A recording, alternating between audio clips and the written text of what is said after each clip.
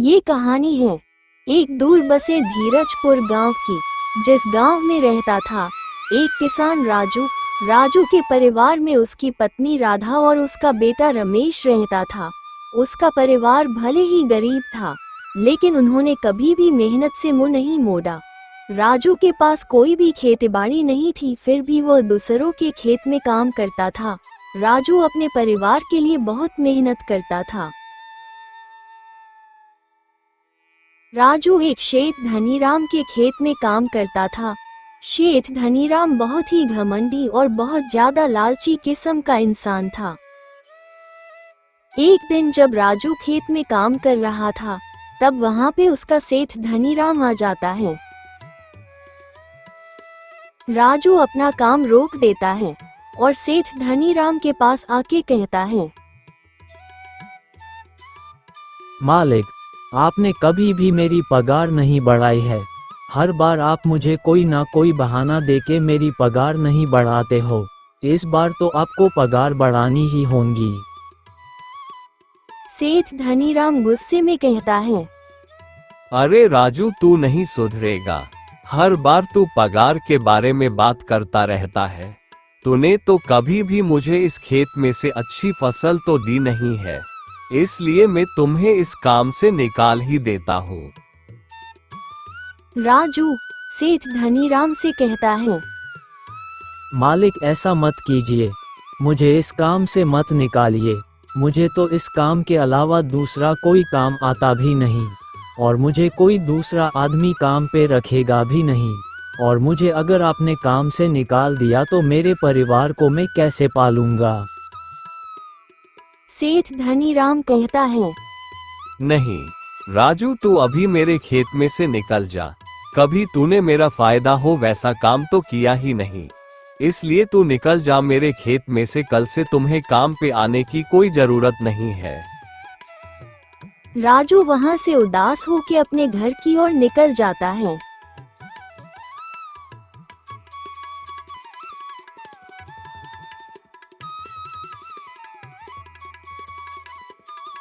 राजू अपने घर पे आके अपनी पत्नी को सब कुछ बता देता है। राजू रोते हुए कहता है, सुनो राधा, मुझे उस सेठ धनीराम ने काम पर से निकाल दिया है। अब मैं क्या करूंगा? मुझे तो कोई काम भी नहीं दे रहा है। अब मैं क्या करूं? राधा कहती है, रोइए मत आप। अगर सेठ धनीराम ने आपको निकाल दिया तो क्या हुआ? भगवान के घर देर है अंधेर नहीं। भगवान सब कुछ ठीक कर देंगे। राजू कहता है, राधा, हमारे घर में अनाज भी खत्म होने वाला है। मुझे जल्द से जल्द काम ढूंढना पड़ेगा। राधा कहती है, अगर आप पास में जो जंगल है उसमें लकड़ियां काटने के लिए जाओ तो वहाँ की लकड़ियां बहुत अच्छी मिलती हैं। अगर आप वहां जाओगे तो उस लकड़ियों के हमें अच्छे दाम मिलेंगे। राजू कहता है, अरे वह जंगल तो रहस्यमयी जंगल है। पता नहीं वहाँ क्या से क्या हो जाए तो, लेकिन फिर भी मुझे वहाँ पे जाना ही पड़ेगा, अगर हमें भूखे नहीं मरना है तो। राजू ये सब सोचकर बहुत ज्यादा खुश भी होता है और बहुत डर भी जाता है, क्योंकि वो जंगल रहस्यमय भी है। अगले दिन राजू कुल्हाड़ी लेकर लोगों के उठने से पहले अपने घर से निकलने लगता है। निकलते निकलते राजू को उसकी पत्नी आवाज लगाती है, अरे सुनते हो, शाम को जल्दी लकड़ियां काट कर आ जाना। हाँ भाग्यवान, मैं जल्दी से जल्दी घर आने का कोशिश करूंगा। ठीक है। और ये बोलकर वो पास के जंगल की ओर जाने लगता है। थोड़ी ही देर में वो जंगल में आ जाता है। उसे थोड़ी देर के बाद एक सूखा पेड़ दिखता है। वो उस सूखे पेड़ के पास आ जाता है और कहता है, चलो, एक सूखा पेड़ तो मिला, अब उसे मैं काटता हूँ। जैसे ही वो पेड़ को काटने वाला होता है, वैसे ही उसको पास में से किसी की आवाज आती है। वो चौंक जाता है और जिस ओर से आवाज आई थी उस ओर जाने लगता है।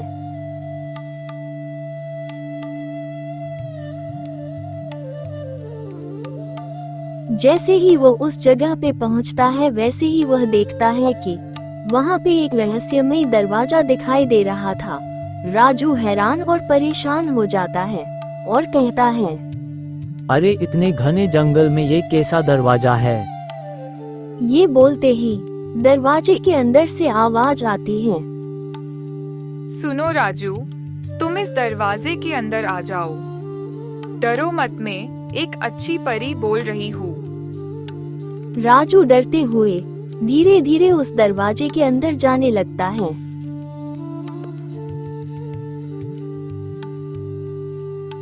राजू जैसे ही दरवाजे से बाहर आता है वैसे ही वह देखता है कि वहां पे उसे कुछ नहीं दिखाई देता है। अचानक ही वहां पे एक देवी प्रकट हो जाती है। देवी को देखते ही राजू चकित रह जाता है। वह देखता है वहां पे कोई परी नहीं बल्कि कोई औरत के रूप में देवी खड़ी हुई थी। राजू परेशान हो जाता है और उस देवी से पूछता है, अरे आपने तो मुझे कहा था कि आप एक परी हो, फिर आपने मुझसे झूठ क्यों बोला कि आप एक परी हो। देवी कहती है, अरे राजू बेटा, मैं एक परी ही हूँ, पर मैं तुम्हारे सामने एक देवी का रूप लेकर आई हूँ ताकि तुम्हें मुझसे बात करने में कोई मुश्किल ना हो। राजू कहता है, ठीक है, लेकिन आपको मुझसे क्या बात करनी है। देवी कहती है, बेटा राजू, मैं तुम्हारे ऊपर कई दिनों से नजर रख रही थी। तुम दूसरों की कितनी मदद करते हो, तुम दूसरों के खेत में काम करके अपना गुजारा करते हो। मुझे पता है कि तुम्हें उस लालची सेठ ने काम पे से निकाल दिया है, इसलिए तुम इस जंगल में आए हो। राजू कहता है, अरे देवी जी, आपको तो सब पता है, फिर आपने मुझे यहाँ क्यों बुलाया है, वो तो बताइए। देवी कहती है, बेटा राजू, मैं तुम्हें एक बात कहने जा रही हूँ, ध्यान से सुनना, ठीक है। मैं तुम्हें बता देती हूँ कि तुम्हें अगर इस जगह से निकलना है तो तुम्हें इन दो जगहों से निकलना होगा। पहला, तुम्हें एक नदी मिलेगी, वहाँ पे तुम्हें एक राक्षस मिलेगा। वो तुमसे 3 पहेलियाँ पूछेगा और तुम्हें वो पहेलियाँ हल करनी होगी। बाद में वो राक्षस तुम्हें उसका इनाम देगा। उसके बाद तुम वहाँ से आगे जाओगे तो वहाँ पे तुम्हें जंगल में एक डायन मिलेगी। वहाँ पे थोड़ा अंधेरा होगा, पर तुम्हें डरने की कोई जरूरत नहीं है। वो तुमसे और 3 सवाल पूछेगी और तुमने उसका सही जवाब दे दिया तो तुम्हें वही घर तक जाने का रास्ता दिखाएगी। राजू कहता है, ठीक है। राजू ये सारी बातें सुनकर वहाँ से वो आगे बढ़ जाता है।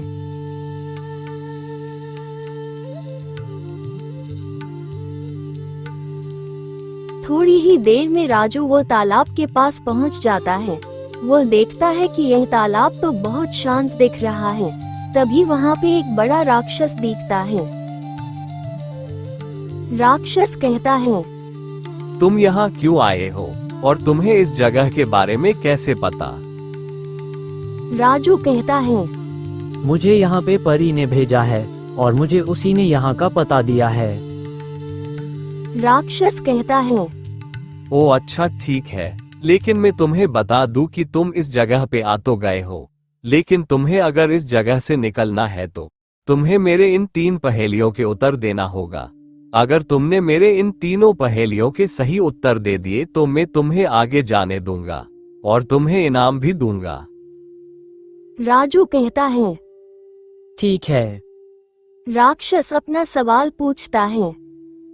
पहला सवाल, तुम्हारे साथ हर वक्त चलता हूँ पर कभी बोलता नहीं, सूरज से चमकता हूँ पर खुद रोशनी नहीं, मुझे छोड़कर तुम चल नहीं सकते, मैं क्या हूँ। राजू थोड़ा सोचता है और बताता है, साया। साया हमारे साथ हरदम साथ रहता है, हम जितना चाहे उसे रात में देख नहीं सकते। राक्षस कहता है, अरे वाह, तुमने तो बिल्कुल सही जवाब दिया है। राक्षस दूसरा सवाल पूछता है। तो अब मेरे दूसरे सवाल का जवाब दो। जितना अधिक तुम मुझे निकालते हो उतना ही बड़ा मैं हो जाता हूँ, मैं क्या हूँ। राजू कहता है, गड्ढा। गड्ढे को तुम जितना खोदोगे उतना बड़ा होता जाएगा। राक्षस कहता है। सही जवाब। इस बार राक्षस थोड़ा मुश्किल सवाल पूछता है।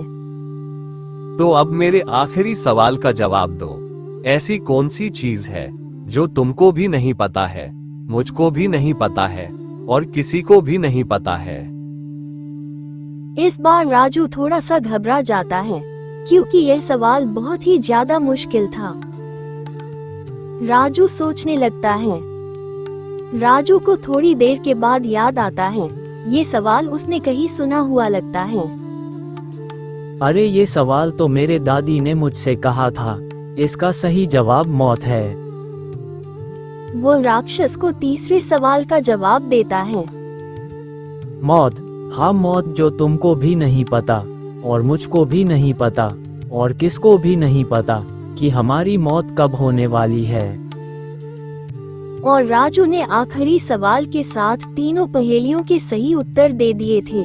राक्षस खुश होकर कहता है, वाह, तुमने मेरे सारे सवालों के सही उत्तर दिए हैं, इसलिए मैं तुम्हें ये सोने के सिक्कों की थैली देता हूँ और तुमको बता देता हूँ कि तुम यहाँ से आगे जा सकते हो।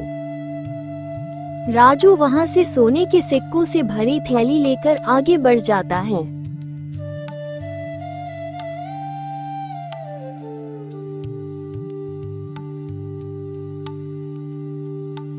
राजू थोड़ी ही देर में उस जंगल में पहुंच जाता है जहाँ पे उस परी ने बोला था।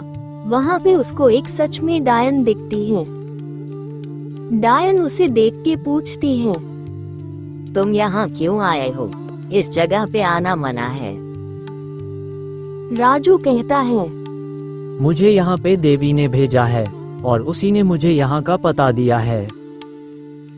डायन कहती है, हाँ ठीक है, मुझे सब पता चल गया है। तुम यहाँ तक तो आ गए हो, लेकिन यहाँ से जाओगे मेरी मर्जी से। मैं तुम्हें 3 पहेलियाँ पूछूंगी और तुम्हें उस पहेलियों के सही उत्तर देने पड़ेंगे। राजू कहता है, ठीक है, अगर मैंने तुम्हारे तीनों पहेलियों के सही जवाब दे दिए तो तुम मुझे घर तक जाने का रास्ता दिखाओगी। डायन कहती है, ठीक है, मैं तुम्हें घर तक जाने का रास्ता दिखाऊंगी। डायन पहली पहेली पूछती है, तो बताओ, मैं चलता हूँ पर पैर नहीं, बोलता हूँ पर जबान नहीं, कभी सूखा सूखा कभी भीगता हूँ, बताओ मैं कौन हूँ? राजू इसका आसानी से जवाब दे देता है। इसका जवाब है बादल। वो दिखते हैं जैसे चल रहे हों, बारिश करके भीगाते हैं। डायन कहती है, वाह, तुम तो बहुत ज्यादा समझदार हो। तो अब मेरे दूसरे सवाल का जवाब दो। सफेद हूँ, नर्म हूँ, ऊंचे पेड़ पर बैठूं, गिरूं तो सब हंसे, बताओ क्या हूँ मैं? इसका जवाब भी बहुत आसानी से राजू दे देता है। इसका जवाब है पत्ता। सूखा पत्ता जो गिरते समय खड़खड़ाया या गिरने पर आवाज जैसी हल्की मजेदार पहेली। डायन अब आखिरी और मुश्किल सवाल पूछती है, तो बताओ, एक चीज दिन में 4 बार आती है पर हाथ से पकड़ी नहीं जाती, बताओ क्या है? इसका जवाब तो राजू को पता ही था। इसका जवाब है परछाई। दिन में सूरज की स्थिति बदलने से परछाई बनती और बदलती है। डायन नाराज हो जाती है, लेकिन उसने तो सारे सही उत्तर दिए थे। वादे के अनुसार वो अब राजू को घर जाने का रास्ता दिखाती है। देखो, तुम इस दरवाजे से जाओगे तो तुम जिस जगह से आए थे उसी जगह पे पहुंच जाओगे। राजू जल्दी से उस दरवाजे में चला जाता है।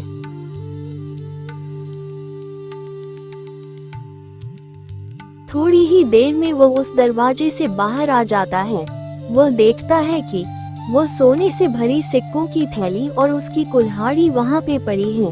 वो अपनी कुल्हाड़ी और सिक्कों से भरी थैली लेकर घर की ओर निकल जाता है। राजू घर पे आके उसकी पत्नी को सब कुछ बता देता है। राजू सारी घटना विस्तार से बताना चालू करता है। राजू ने उन सोने के सिक्कों को बेच के उसने अपने लिए एक बड़ा सा ठेला ले लेता है और जो सिक्के बचे थे उसे वह अपने आने वाले घोर कलयुग के लिए बचाने लगता है। अब राजू का परिवार बहुत ही शांति से अपना जीवन व्यतीत करता है।